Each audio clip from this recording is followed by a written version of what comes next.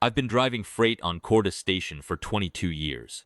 Before that, I drove it on Meth Crossing, and before that on the transit loops out of Pelleran Hub, where the work was harder and the pay was worse and the coffee was, somehow, also worse. I am 66 years old. My knees are bad. My lower back has opinions about everything.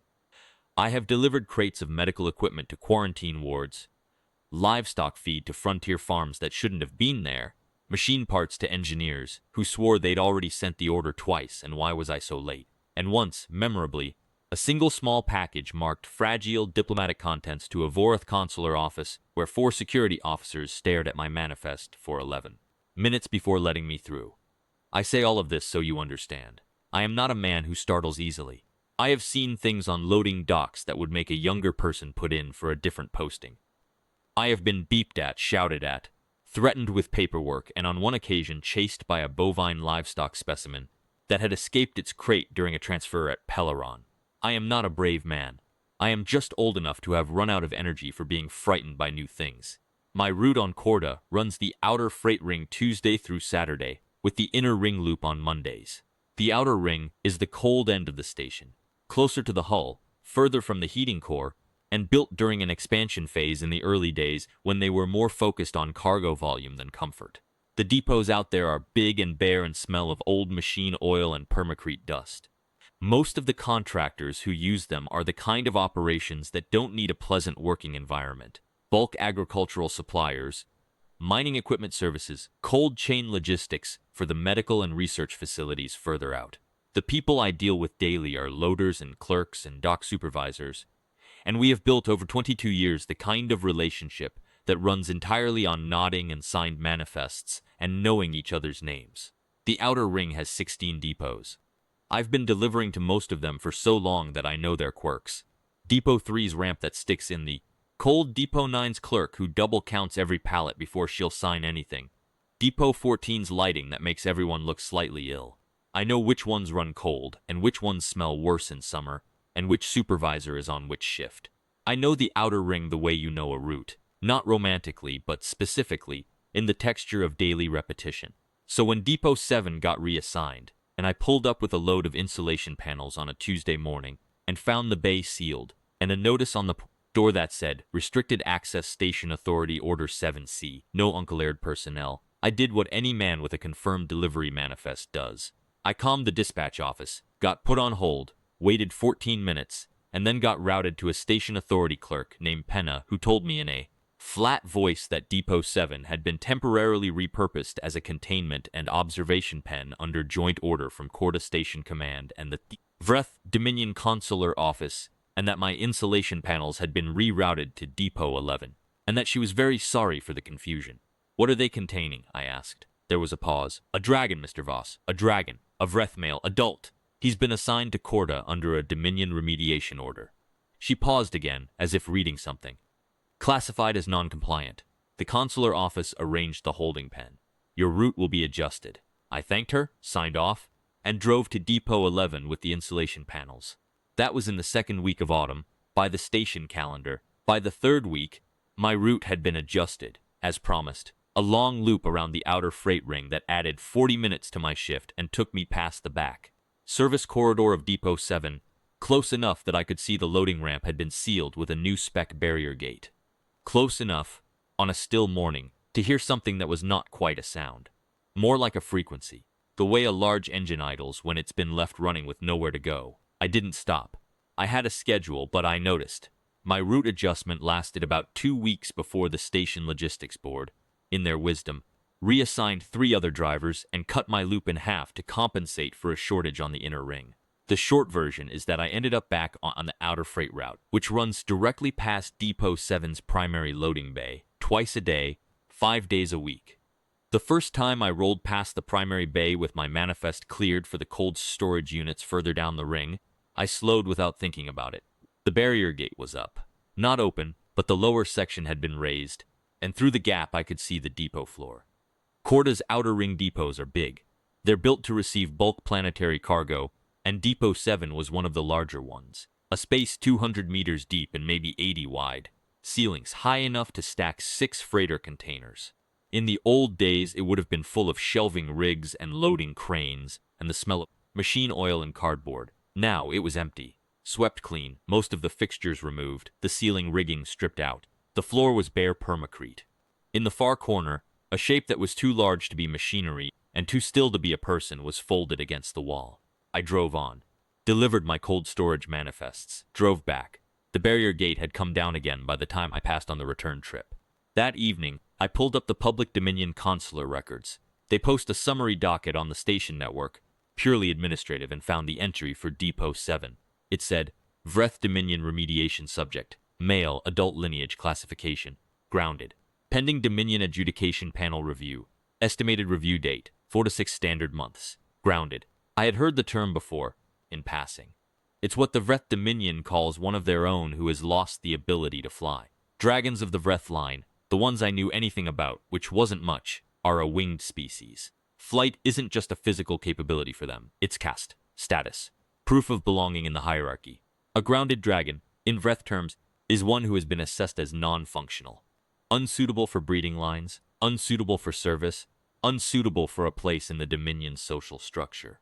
They don't cast them out, exactly.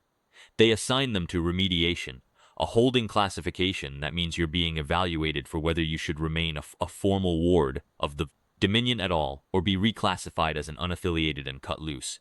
Cut loose, in practical terms, means no consular protection, no legal status in any territory that recognizes Dominion jurisdiction, no right to resources, passage, or medical care. A grounded dragon cut loose is effectively a stateless creature on whatever station or rock they happen to be sitting on when the paperwork goes through. 4 to 6 standard months. I closed the console and went to bed. The next morning, I had a delivery for the maintenance storage unit at the end of the outer ring. Lubricants, filtration units, a crate of replacement gaskets. On my way back, I stopped at the primary bay of Depot 7. The barrier gate was in its lower position, gap about 2 meters. Not an invitation exactly, but not a wall either. I sat in the cab for a moment. Then I got out, walked to the gap, and looked in. He was in the far corner, the same place I'd glimpsed him the day before. Folded down against the permacrete, and I mean folded. The word doesn't do justice to how much of him there was. I'd seen Vreth line dragons before, twice, in formal contexts. A consular delegation that passed through Meth Crossing when I was still driving there. Big ceremonial creatures in full display, wings spread to show off the span. The one I was looking at now was bigger than any of those had been. Old. The kind of size you get after centuries. The density and the weight of it settled into every line. He was slate gray, the color of old machinery, with ridges along the spine and flanks that were paler, nearly silver, where they caught the overhead light. His head was turned away from the door. No wings. Not missing, not as in torn off or lost. The shoulder musculature was there. I could see the heavy bracing of it even at this distance, but where the wing joints should have articulated out, they simply didn't. The attachment points were present, scarred and smooth, but nothing extended from them, like a door frame with no door. He hadn't moved since I'd been standing there, hadn't acknowledged me. I stood there for a little while longer, then walked back to my cab and drove away. I didn't know what I'd expected to accomplish by looking. I came back the next morning. The gate was in the same position. This time he was facing the door. I don't know if he'd heard me coming, or smelled me, or simply happened to turn, but his head was up and oriented in my direction when I reached the gap, and I got my first clear look at his face. It was the face of something very old and very alien, and not remotely interested in making itself approachable. Heavy brow ridges, deep-set eyes the color of heated iron, not glowing, just that particular warm dark amber orange. The way old metal looks right before it starts to cool. Long jaw, horns that swept back and curved slightly inward, ridged like old rope. The scales around his face were finer than the body plates, almost like overlapping coins, and they had the kind of fine cracking you see in very old leather that has been through too many temperature changes over too many years. The body scales were larger, heavier, each one slightly convex, built for something that was meant to move through wind and altitude, not sit on permacrete in a freight depot. The color of them was deeper at the center of each plate and lighter at the edges, so he seemed to shift slightly, to have different depths, as the overhead lighting caught different angles. The claws were the thing I noticed last. 4 on each forefoot, long and curved and blunt at the tip in the way you see on old animals. Worn down, not by any single event, but by the slow abrasion of decades of permacrete floors in facility after facility. Claws that had never gripped a thermal current or grappled a cliff face. They rested flat on the depot floor, occupying the same tired patience as the rest of him. He looked at me with the flat, deliberate attention of a creature that is too tired to be angry and too proud to show it. I said, "Morning." He didn't say anything. I hadn't expected him to. I went to work. My name for him in my head started as the dragon in Depot 7 and compacted itself over the following days into simply Depot 7, and then, more simply still, into him. I didn't know his name. The consular records gave a Vreth lineage designation that I couldn't pronounce and didn't try. I just stopped past the gate on my morning pass and said good morning and drove on. He didn't respond. Not in the first week. He tracked me with his eyes. I could tell he knew I was there, but he made no sound and no movement. The second week he turned his head away when I appeared, which I took as neither a good sign nor a bad one, just a data point. The third week he was facing the door again when I arrived, and he stayed facing it for the duration of my stop, which lasted about 90 seconds because I had a manifest to run. On the 23rd day, I brought a second cup of coffee and sat on the permacrete, outside the gap, and drank it. Not because I thought it would mean anything to him. Just because I had a few minutes, and I was tired of drinking my coffee in the cab. The outer ring in the mornings has a particular quality of silence. Not empty, exactly, because you can hear the station around you, the far-off hum of the ventilation system, and the occasional rumble of a loader further down the ring, but sparse and directional in a way that the inner ring never is. I had worked this route long enough to like it. It is the kind of quiet that suits people who have been at a job long enough to stop needing noise to fill it, I said. Cold this morning. He said nothing. I said, gets colder further out the ring. Something about the heat exchange cycling on this end. I've been driving this route 6 years, and it's always been about 2 degrees colder out here than the inner ring. Nobody's ever fixed it. The iron-orange eyes were on me. He hadn't moved. I finished my coffee, picked up the cup, and went back to work. I kept stopping. I don't know that I made a decision about it, precisely. It was more that stopping had become part of the route, the same way you get used to a bump in the road and start to notice when it's not there. Depot 7 was on my route, and I stopped at Depot 7. That was the thing. It is possible to make a habit out of almost anything if you do it long enough without examining it. And I have found, at 66, that this is not always a bad quality. Some habits are worth keeping precisely because you never question them into stopping. On the 31st day he spoke. I was sitting outside the gap again. I'd taken to bringing a second coffee on the outer ring run specifically for this stop, which I was aware was a habit, which I was also aware was slightly ridiculous. And he said, in a voice that was too large and too deep to be entirely comfortable, like something resonating in the walls rather than coming through the air, "You are not afraid of me." It wasn't a question. It was said the way you state a fact that confuses you. I considered it. Not particularly, I said. Why, I thought about that too. You haven't done anything frightening, I said. You just sit there. A long pause. I am Vreth line, second ascendant bloodline. I was the size you see now when your species was building structures out of wood. I believe you, I said, and still you are not afraid. Should I be? He didn't answer that. I finished my coffee and went to work. The 32nd day he spoke first, before I'd even sat down. What is your name? Harlan, I said. Harlan Voss. I drive freight. I know you drive freight. There was something in his voice that was not quite contempt and not quite amusement. I see the vehicle. Fair enough. I settled onto the permacrete. What's your name? Another long pause. The kind that isn't hesitation but something else. A man figuring out which answer to give, or whether to give any. Keth, he said finally. Vrath Keth. My lineage designation is longer. Keth is enough, I said. Nice to meet you. He made it a sound I couldn't categorize, somewhere between a breath and a rumble, deep in the chest. I decided to take it as acknowledgement and drank my coffee. Those were the first conversations. I want to be careful not to make them sound warmer than they were. Keth was not at that stage anything close to friendly. He was cautious, in the way something very old and very tired learns to be cautious. Not flinching caution, but the watchfulness of a creature that has had things extended to it before and has learned to treat extensions with suspicion. He spoke in short sentences. He answered questions with minimum information. He volunteered nothing. He watched me with those heated iron eyes the entire time I was at the gate, and when I left he watched me until I was out of sight. But he spoke. That was the thing. The cold in the outer ring was getting worse as the station cycled into its winter setting. Corda Station runs a seasonal light and temperature cycle for the habitat sections, and while the freight ring isn't climate-controlled, the cold bleeds through from the adjacent corridors. I noticed around the 5th week that the section of permacrete where Keth rested was close to the exterior hull wall, and the hull wall on the outer ring is the coldest surface on the station. Not dangerous cold.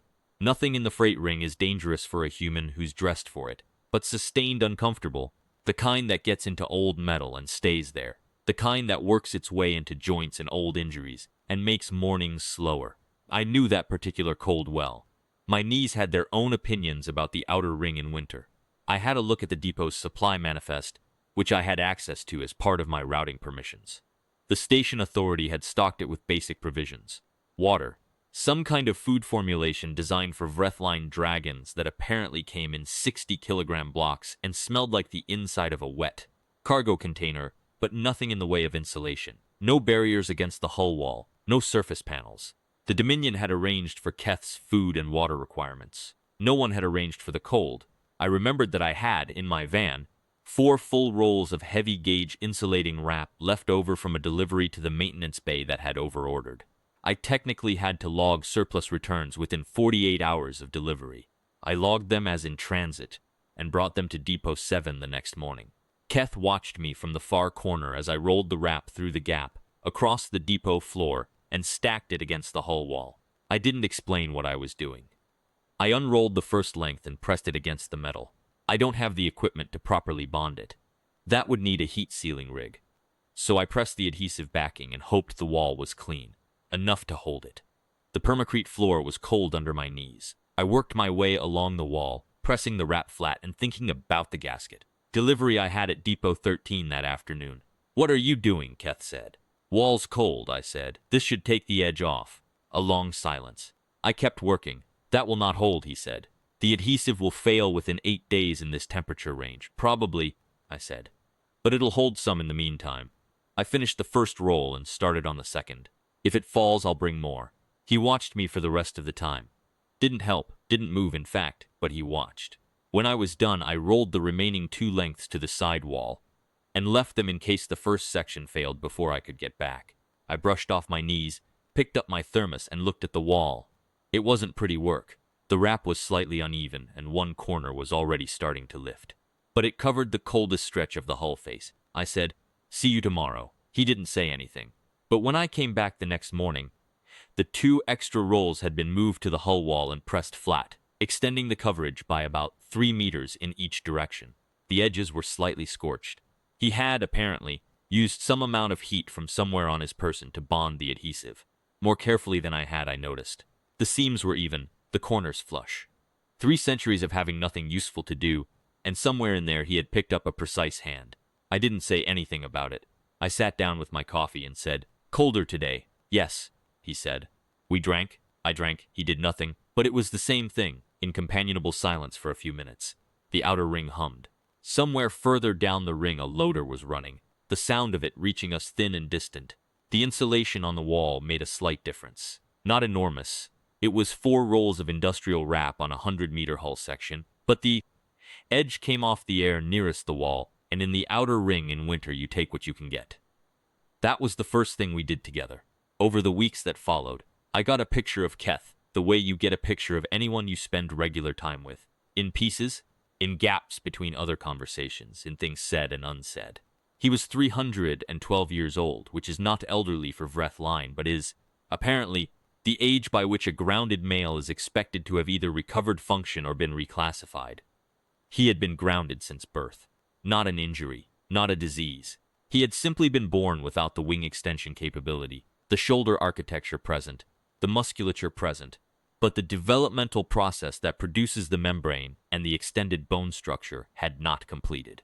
The Vreth Dominion's term for this was a thetheric deficit, a birth condition, rare but documented. He had spent his first 40 years in a Dominion medical compound on his natal world, under observation. The next 80 in what he described as a supervised integration facility, which seemed to mean a place where grounded or otherwise non-standard Vreth subjects lived under Dominion management while being repeatedly assessed for whether they could be useful. The next 120 in a series of holding and transit arrangements, as the Dominion shuffled him between facilities when his facility closed or his status was reclassified, or his adjudication review was extended.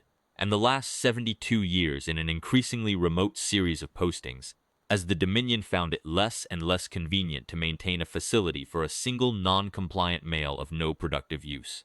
Corda Station's Depot 7 was his 11th assignment in 72 years. The review scheduled for 4 to 6 months out would be his 9th adjudication panel. He told me this in pieces, without drama, in the same way you explain a route you have driven so many times that the turns have stopped meaning anything. I listened. I didn't offer sympathy. He wouldn't have wanted it. And it would have felt like putting something where the shape of the thing didn't fit. I just listened and asked questions when there were questions worth asking, and drank my coffee in the cold of the outer ring, while 3 centuries of a complicated life assembled themselves in the air between us. What happens at the panel? I asked. On a morning in the 7th week. They assess my status, he said, whether I remain a Dominion ward or am reclassified as unaffiliated. And if they reclassify you, I would no longer hold Dominion wardship. No consular protection. No right to Dominion resources. He said it without inflection. The way you recite facts that have been true for so long they've lost the ability to be painful. I would have legal status only under whatever jurisdiction chose to extend it. Most do not extend it to unaffiliated non-human non-citizens. What would you do? A long silence. The iron-orange eyes moved to the hull wall. I don't know, he said. I have never had to know. The Dominion has always extended the review. Why? If they're going to cut you loose anyway. Because cutting loose a male of Vreth descent, even a grounded one, requires a full adjudication panel. 9 signatures. It is not cheap, and it is not fast, and there are always other priorities. He paused. I suspect at some point the calculation will change. He said it matter-of-factly, and I knew it was the kind of matter-of-fact that comes from having lived with a thing so long that terror has been worn down into a kind of flat resignation, the way a stone gets worn smooth by water. Not acceptance. Just the shape that you take when there's nowhere else to be. I sat with that for a while. What would you want? I asked. If you could want something. He was quiet for long enough that I thought he wasn't going to answer. I would want to stop moving, he said finally. That is all. I would want to be in a place and stay there. I nodded. I didn't say anything else. I drank my coffee and we sat in the cold of the outer ring, and the wrap I'd put on the hull wall held, more or less, and the silence was the kind of silence that doesn't need filling. The consular notice went up on the station network in the 9th week. I saw it on my morning console check before my shift. Vreth Dominion Adjudication Panel, Corda Station. Scheduled arrival. Standard date 14, this month. Review duration, 2 to 3 days. Subject. Vrathketh Depot 7 hold, Corda Station Outer Freight Ring. Standard date 14 was 22 days out. I held my coffee and looked at the notice for a while. Then I signed off and drove my route. I didn't tell Keth immediately. He didn't ask about the panel schedule. Either he had no access to the station network, or he didn't want to watch it. I'd been careful not to bring it up, but the morning after the notice went up, I sat outside the gap and said, "The panel notice is posted. 22 days. He didn't respond for a long moment. "I know," he said. "They sent you something?" "No." A pause. I can feel when the Dominion makes administrative entries about me. A function of lineage registration. I have been registered in their system since birth. He said it flatly, but I heard what was underneath it. The peculiar intimacy of being known entirely as a file entry, of existing to an institution primarily as data to be updated. "That sounds unpleasant," I said. "It is what it is," he said, the old stone voice. I sat with him a little longer that morning. Then I went to work. The days between the notice and standard date 14 were ordinary days, which is to say nothing about them was ordinary. I kept my route. I stopped at Depot 7 morning and afternoon. Keth and I talked in the way we'd developed. Not warmly, exactly, but with the ease of two people who have learned each other's silences. He told me things, in his spare way, about the natal world, which was a hot atmosphere planet, with tall rock formations and thermals that the winged Vreth used for long gliding flights. About the sound of a Vreth colony at morning, which he described without sentiment, but with a precision that told me he had listened to it carefully, the way you listen to something you know you are not part of, but cannot help wanting. About the way Dominion hierarchy works, the weight given to wingspan, to altitude, to the ability to be literally above another creature in a dispute. What it means in that system to be permanently below. I told him things too, in my way. About meth crossing and the years before Corda. About my ex-wife, who was not a bad person and to whom the marriage simply hadn't suited, and with whom I still exchanged messages at irregular intervals. About my daughter on Peleran Hub, who was 34 and doing something with logistics software that I didn't fully understand, but that apparently was doing well. About the cow that had chased me at the Peleran loading yard, which made him produce that chest rumble sound I had started to interpret as something between a laugh and acknowledgement. "You are not a small man," he said, "and yet you ran from it." "I ran very fast," I said. "That's the important part." The chest rumble again. I counted it. He also told me across those weeks about the panels. He had been through 8 in 312 years. He described the format in the same flat voice he used for administrative facts. The arrival of the adjudication party, the formal assessment, the ruling. He had been extended every time. Not because the outcome had ever been favorable. He was careful to say that clearly, but because the paperwork cost of a definitive cut-loose, ruling on a Vreth descent male had always, so far, been higher than the cost of another extension. "Do they speak to you?" I asked. "The adjudicators?" "Briefly," he said. "They ask standard assessment questions. Functional status, physical condition, evidence of productive capacity." He paused. "I am not able to fly. I have no productive capacity in Dominion terms. The answers are the same as they have always been." "What do you say to them?" "The truth," he said. "There is no point in anything else. The truth is all I have to offer, and it has never changed the outcome." "Do they look at you?" "Actually look?" He considered that. "They look at the form," he said. "The physical form. To confirm the functional deficit is what the records say it is. Then they look at their documents." He was quiet for a moment. One of them, the third panel, was young. Newly appointed, I think. He looked at me for longer than the others, asked a question outside the standard form. Asked me what I did day to day. "What did you tell him?" "I told him I existed," Keth said. "That was accurate." He wrote something in the margin of his form and said nothing more. I don't know what he wrote. I never found out how he voted.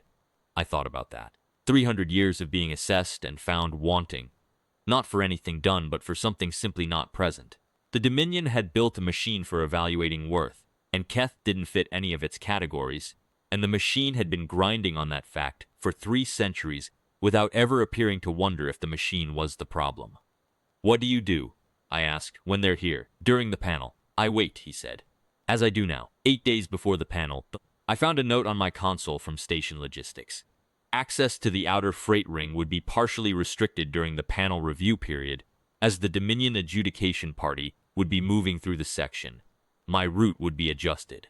I filed a routing query with dispatch and asked whether my current deliveries to the outer ring units, cold storage, maintenance supply, the livestock feed manifest for the 2 frontier operation contractors who kept their feed stores at Depot 12, could be maintained on their existing schedule. The reply came back, partial. Cold storage and livestock feed could be rescheduled. Maintenance supply would need to hold. I asked, specifically, whether the outer freight ring access restriction included Depot 7 or only the access corridor. The reply, after a day and a half, was that Depot 7 itself was under Dominion jurisdiction during the panel and therefore not on the station authority's routing exemption list. I filed a formal routing petition citing continuous supply chain obligation and asked for a human review. A human reviewer named Karst got back to me in 3 days and said he was sorry. The Dominion's access restrictions were under Article 7 of the Consular Agreement, and the station authority didn't have discretion on those. My route would be adjusted. I said I understood and thanked him. The morning of standard date 11, 3 days before the panel, I did my full outer ring run and stopped at Depot 7, and I sat outside the gap for 40 minutes instead of my usual 20, and I told Keth that my route was going to be adjusted during the panel period, and I wouldn't be able to stop. He was quiet for a while. "I expected that," he said. "I filed the petition," I said. "They said no. You filed a petition." He said it the way you repeat something you want to make sure you've understood correctly. Reading petition. Formally, cited continuous supply chain obligation. I shrugged. Worth trying. A silence that went on long enough that I looked up. He was watching me with those iron-orange eyes, and there was something in his expression I hadn't seen before. An attention that was different from the wariness, harder to name. Like he was seeing something he had looked at before but was only now deciding it was actually there. "Why?" he said. "Why what?" "Why did you file a petition?" I thought about it. "Because I said I'd be here," I said. "And I didn't want to just stop showing up without explanation." He turned away, facing the hull wall. The insulation wrap was still up. It had started to peel in one corner, and I'd repressed it last week. 3 months of winter cycle had tested the adhesive, but most of it had held. No one has filed a formal document for me before, he said, in 312 years. I didn't know what to do with that, so I said, it didn't work. I know it didn't work, he said. That is not the point.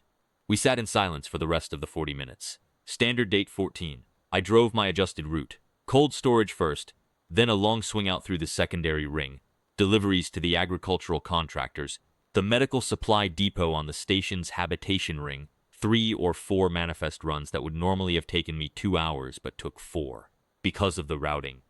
I passed the entrance to the outer freight ring twice. The access corridor had Dominion consular flags at the barrier, deep violet pennants, the Vreth line sigil that I'd seen on the consular records. 2 Dominion administrative officers in formal dress at the gate, not warriors, administrative staff, smaller, younger, with the trimmer build of Vreth, who spend their time in corridors rather than open air. They watched my van pass with the flat attention of people doing their job. I drove on. Standard date 14 and 15 came and went. I didn't know what was happening inside the panel review. The Dominion doesn't post interim findings. The administrative flag stayed up on the outer ring entrance. I ran my adjusted route both days and thought about Keth in the far corner of depot. 7 in his usual position, waiting the way he had described waiting. The same patient, compressed stillness with which he approached everything that was happening to him. The same way he'd spent 8 previous panels. On the morning of standard date 16, third day of the panel, I came in early. I had 3 manifests ready before my shift technically started, and I submitted them to dispatch and got them approved. My route started on the inner ring, and I ran it in record time, not rushing exactly, but moving. By the time my legitimate routing brought me to the outer ring corridor entrance, it was mid-morning. The Dominion flags were still up. The 2 administrative officers were still there. I had a manifest for Depot 12, the livestock feed contractors. Depot 12 is at the far end of the outer ring, which means the most direct route passes Depot 7. The officers stopped me at the entrance. Standard check. Manifest credentials, purpose of travel. I handed over my documents. One of them read through the manifest. Depot 12. Livestock feed 220 kilograms, contracted delivery. He looked at me. I looked at him. His eyes were the warm amber of Vreth line, younger and less worn than Keth's, and he had the compact authoritative bearing of someone used to being deferred to. Direct route to Depot 12, he said. No stops. Of course, I said. He stepped aside. I drove in. I drove the outer ring at normal freight speed. Depot 7 was on my left, about halfway down the ring. The barrier gate was in its raised position, fully open, both sections. The Dominion had opened it, I assumed, for the panel. As I passed, I slowed. Not stopped, just slowed, the way you slow for a junction even when you have right-of-way. The inside of the depot was not empty. There were 4 Vreth in formal array near the center of the floor, 2 in administrative dress similar to the gate officers, 1 in heavier formal wear that implied seniority, and 1 that was clearly different in scale and bearing, larger, darker gray than the others, with a wingspan half-furled in the indoor space, the kind of span that makes rooms feel smaller. This one wore no insignia. It didn't need to. Keth was in the far corner, the same position he'd been in the day I first looked through the gate, folded down against the permacrete, facing the panel. Not cowering, I want to be precise about this. Keth was not a creature who cowered, but his head was level, not raised, and the set of his shoulders was the same as when I'd first seen him. Compressed, careful, the shape of something that has learned to take up as little space as possible when it's being evaluated. The same posture he'd had on the day I'd looked through the gate and seen nothing that mattered, and then gone home and spent the evening reading consular records instead of sleeping. I didn't stop. I had said I wouldn't stop, and I had a manifest for Depot 12. I drove past. I made the delivery. 220 kilograms of livestock feed. Signed the receipt. Turned the van around. On my way back, the gate was still open. I slowed again. The panel was still in session. The large formal Vreth was speaking. The sound of it reached me even at the gate. The resonant deep language of the Vreth formal register that I don't speak and can't parse. Keth was still in the corner. He wasn't looking at the panel. He was looking the gate. He was looking at me. I don't know what I looked like to him. A man in a freight driver's uniform, gray-haired, bad knees, in a standard cargo van with a station authority routing sticker on the side. Not much. The kind of person who exists at the edge of every place. Useful, replaceable, not worth looking at twice. He was looking at me anyway. I drove on. Out the gate, past the Dominion officers, back onto the inner ring. Standard date 16 evening, the notice updated on the network. Vreth Dominion Adjudication Panel, Corda Station, review concluded, decision, pending supplementary inquiry, expected timeline, 3 to 5 days. Supplementary inquiry. I'd never seen that language on a Dominion panel notice before. I looked it up in the Consular Records Archive. It appeared in approximately 6% of Vreth Adjudication Panel proceedings. It meant the panel had declined to issue a standard ruling and had referred the matter for additional review at a higher administrative level. I went to bed. Standard date 17. My route was still adjusted, but the restriction flag on the outer ring had come down. The panel was concluded, the administrative officers gone. I had no legitimate delivery to the outer ring that day, so I rerouted a cold storage manifest that could reasonably be argued to benefit from the Depot 7 corridor access for a slightly more direct path. It was a stretch. Dispatch would probably have questions. I submitted it and drove. When I pulled up to Depot 7, the gate was back in its lower position, the gap about 2 meters. I parked, got out, walked to the gap. Keth was in his corner. He had his back to me. I stood there. "Morning," I said. He didn't respond for a long moment. When he did, his voice was different, not lower. Exactly, but more compressed, tighter in the chest. "The panel," he said, "has referred my case to the Senior Adjudication Authority." I saw the notice. "The Senior Authority has not met in 17 years, he said. "It meets only for unusual cases." He paused. "Cases where the panel finds the standard classification does not apply." "Is that good?" I asked. "I don't know," he said. "It has never happened to me before." I walked to the gap, sat down on the permacrete, and dug out my thermos. I'd started bringing 2 again the day the restriction flag came down. "The panel adjudicator," Keth said, still not turning. "The senior one." She asked me questions. "What kind of questions?" "About my life here. About my situation on Corda Station." He paused. "About who left the insulation on the hull wall." I poured coffee. The steam rose in the cold air. "What did you tell her?" "I told her the freight driver put it there." A pause. She asked if the freight driver was aware of the cold in the outer ring hull, or if it was done by accident. I told her it was not an accident. She asked if the freight driver came regularly. I told her every day.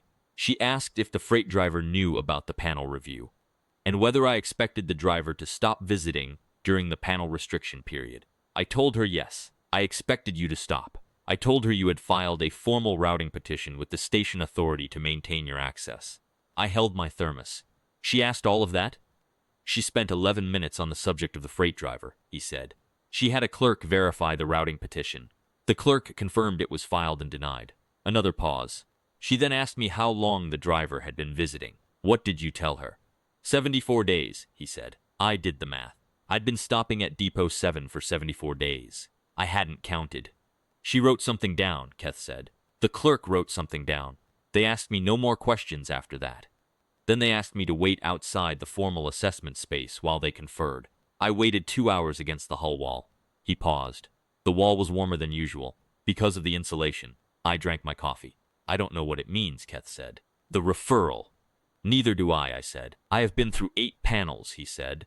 I know what the standard outcomes look like. I don't know what this looks like. No one does, maybe, I said. Might be the first time. A long silence. That possibility, he said, is either very good or very bad. Usually is, I said. The 5 days of supplementary inquiry passed. I stopped at Depot 7 every morning. Keth and I talked or didn't talk. The hull wall insulation held. I brought him, on the 3rd day, a second water and nutrient block from the maintenance supply depot. The standard issue Vreth formulation, which he accepted without comment and consumed slowly over the following days, in a way that suggested either it was adequate or he had learned not to complain about it. I suspected latter.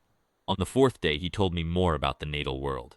He had been taken from it at 42, which for a Vreth male is early adolescence. He had not been back. He had seen, in the following 3 centuries, 17 other planets, 9 stations, and the interiors of a number of transit vessels. He had seen none of these as a free agent. He had seen all of them through the permissions and the evaluations and the endless administrative machinery of the Dominion's remediation. Every place he'd been was a holding pen of one kind or another, distinguished from each other mainly by the temperature and the quality of the food formulation. Did you ever want to leave? I asked. Just go. To where? He said. I have no legal standing outside the Dominion, no right to passage. If I were found outside Dominion jurisdiction without wardship, I would be classed as an unaffiliated non-citizen non-human and held for deportation to the Dominion, which would then process me through a fast-track non-compliance panel. He paused. And I would rather be here, in the cold, than try to reach somewhere I cannot reach. The wall is the wall, I said. Yes, he said. I understood that. I had spent a good portion of my life working within roots, staying on the ring, delivering to the manifest. There's a kind of freedom in knowing the edges of your path, and a kind of prison in it too, and most of the time you don't look at it clearly enough to see which one it is. Keth had been looking at it clearly for 300 years, without the option of not looking. On the 5th day I came in at my usual morning time, and found Keth not in his corner. He was near the gate. Not at the gate, 20 meters back or so, but nearer than I'd ever seen him, standing rather than folded down. His full height, which I had not seen before, was considerable. The ceiling of Depot 7 is high enough for freighter containers, and Keth used most of it when he stood. He stood with the weight of something that has existed for a very long time and has finally decided to hold. Still in a different way. Not the compressed stillness of someone making themselves small, but something more deliberate. Like he had chosen the position. There is a notice on the network, he said. I pulled out my console. The Vreth Dominion adjudication entry had been updated. I read it twice. Vreth Dominion Senior Adjudication Authority. Emergency Review. Subject. Vrathketh, Corda Station Outer Freight Ring. Ruling, Remediation Classification Suspended pending Article 9 Review. Provisional Residency Status. Extended Hold. Voluntary Anchor Confirmed. Senior Authority Flag. Case referred to Dominion Welfare Council. I read it a third time. Voluntary Anchor Confirmed. What's a voluntary anchor? I said. It is a very old provision, Keth said, in early Dominion law, before the current remediation system. If a grounded dragon had established what the law called a tethering relationship, a consistent bond with a non-Vreth individual who had taken repeated voluntary uncoerced action on their behalf, the dragon could not be reclassified to unaffiliated, without that party being formally consulted. He paused. The provision was considered obsolete. I did not know it still existed in active Dominion code. The routing petition, I said. The routing petition, he said. The insulation. 74 days. The adjudicator found sufficient documentation. I looked at the notice again. Extended hold. Dominion Welfare Council. What does the Welfare Council do? I asked. It reviews cases where a remediation subject has been found to have established connections that the standard classification process did not account for. His voice was steady, but there was something underneath the steadiness. Something that had not been there before, or that had been there, and I was only now hearing clearly. It can recommend continued wardship, or it can recommend reclassification under a different status. He paused. A ward with an anchor relationship, which is legal standing.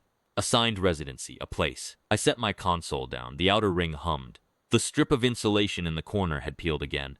I would need to get proper bonding material, I thought. Something with a heat-tolerant adhesive that would actually last through the temperature cycling, rather than giving up every few weeks. What happens if the Welfare Council rules in your favor? I asked. I would be assigned a residency station, he said. An official post. Dominion recognized. Corda Station is, likely, given the established anchor, a candidate for consideration. I nodded. Harlan, he said. I looked up. I do not know the outcome, he said. The Welfare Council review could take months. It could rule the provision inapplicable. It could refer back to the standard panel. I know, I said. And if it rules in my favor, he said, you would be formally documented as an anchor relationship. I do not know what obligations that carries in current code. I have not read the current code. I have tried not to learn what current code says about things I cannot have. I thought about that. A man of 66 with bad knees and a freight route and a daughter on Pellerin Hub and an ex-wife he still wrote to. Formally documented as the anchor relationship for a 300-year-old wingless dragon of the Vreth descent line. I tried to work out how I felt about that and found, mostly, that I didn't have a strong objection. I'll read the code, I said. If it's a problem, I'll let you know. He was quiet for a moment. You are the most peculiar human I have encountered. I get that, I said. I think I'm just old. You run out of reasons to make things complicated. The chest rumble, slow and deep, the way a river sounds when it's very wide and very old, and has been going the same direction for a long time. In 312 years, he said, no one has filed a formal document for me. No one has put something on the wall. No one has come without being asked in the cold, for 74 days with nothing to gain. I had coffee to drink, I said. Harlan, I know, I said. He turned to look at the hull wall, at the insulation wrap peeling in the corner, at the extra roll I'd left leaning against the wall weeks ago, still there. I would like to stay here, he said. I know, I said. I sat down on the permacrete, dug out my thermos. The cold was the same cold it always was on the outer ring, the kind that settles into the metal and becomes part of the air and makes your knees ache on Tuesday mornings and every morning after that. I poured a cup. The steam rose. Keth lowered himself back down, slowly, the massive careful settling of something very large and very old getting comfortable, not in the corner, a little forward from it, a little closer to the gate. The adhesive on the corner, he said. I'm going to get better bonding material, I said. Heat tolerant, should hold through the winter cycle. I can seal it, he said, if you press it flat. All right, I said. We sat in the cold of the outer ring, in the quiet of the mid-morning shift when the freight traffic is thin and the station sounds like nothing so much as a place where things are held carefully, and most of them stay where they're supposed to be. The Dominion notice was on my console, still open, voluntary anchor confirmed. Welfare Council review pending. I closed it and put the console in my jacket pocket. I had been delivering freight for 40-some years. I had been on Corda for 22 of them. I had, in that time, done nothing that would be recorded in any document more consequential than a shipping manifest. I had driven routes and signed receipts and drunk coffee in the cold and kept my hours and done the job well enough that no one had ever had a particular reason to notice me or a particular reason to complain. That is, I had always thought the shape of a life done correctly, a life that does not impose itself, that carries what it's given and delivers it where it's meant to go and goes home afterward. I had not expected, at 66, to end up formally documented in Old Dominion law as someone's tethering relationship. I had not expected, when I first looked through the gate of Depot 7, to end up knowing anything about the sound of a Vreth colony at morning, or the way the flat resignation sounds when it has been worn smooth by 3 centuries of water, or to have any strong feelings at all about the adhesion properties of industrial insulation wrap. But here we were. I had a route to run, but there was no immediate hurry. The cold storage manifests could wait another 20 minutes. They always could. I finished my coffee. I got up, crossed to the hull wall, and pressed the peeling corner flat with both palms. Held it against the metal, feeling the cold on the other side, the particular cold of deep hull steel on a freight station in winter. Behind me, I heard the low sound of Keth shifting, the slow, careful movement of something that had learned to be precise with its heat. The warmth came against the back of my hands first. Not fire, nothing dramatic, just a gentle, directed heat finding the seam of the adhesive and holding it. I kept pressing. He kept the heat steady. Outside the station, somewhere in the dark past the hull, the usual business of deep space moved indifferently past. But in here the wall was getting warmer, and the adhesive was setting, and the work was small and quiet and almost entirely without consequence. The corner held. I looked at the wall for a moment. 17 rolls of wrap and 3 months of winter cycle and a routing petition that hadn't worked, and 74 mornings in the cold, and the wall held, and Keth was still here, and the Welfare Council was going to take as long as it took. I picked up my thermos, walked back to my van, and started my route. I had deliveries to make.